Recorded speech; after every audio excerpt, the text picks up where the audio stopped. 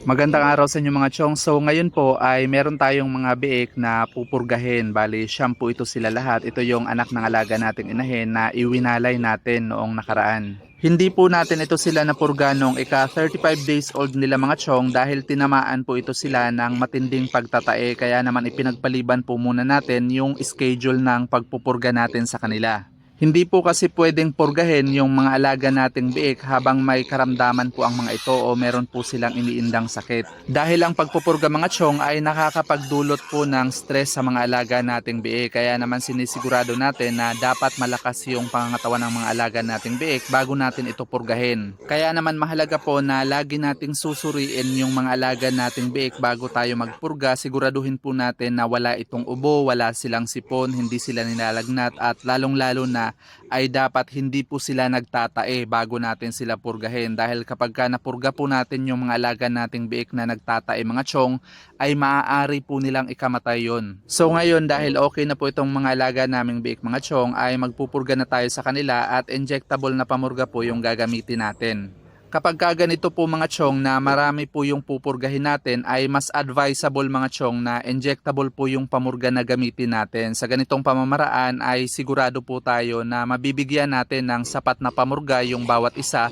at sigurado po tayo na tatalab yung pagpupurga natin sa mga alaga nating biik. Magbibigay po tayo ng 0.4 to 0.45 ml ng ivermectin sa bawat biik mga chong. So depende po yon sa laki ng biik na pupurgahin natin.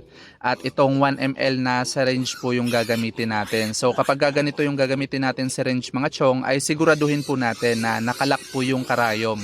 Masyado po kasing malapot ang ivermectin mga chong. So kung hindi po yan nakasalpak o nakalak ng mabuti ay masasayang lang po yung gamot na gagamitin natin. Bali ito pala yung unang beses na pupurgahin natin itong mga biik na ito mga chong simula nung ipanganak po sila. So ang pamamaraan po na ginagawa namin mga chong kapag bagong walay po yung mga biik na pupurgahin ay 2 beses po kami nagbibigay ng pamurga sa kanila at 10 to 15 days po yung pagitan ng bawat dose.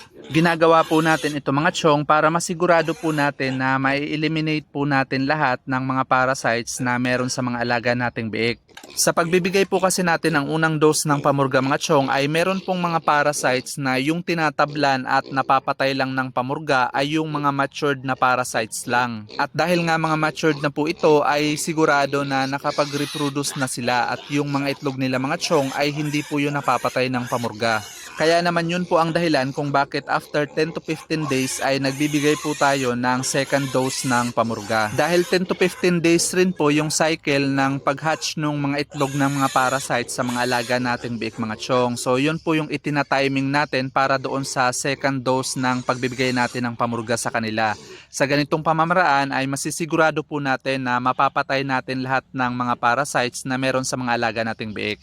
Subcutaneous o sa ilalim po ng balat yung tamang pamamaraan ng pagbibigay ng injectable na pamurga mga chong. At dito po sa balat sa pagitan ng hita at tiyan natin ito ituturok.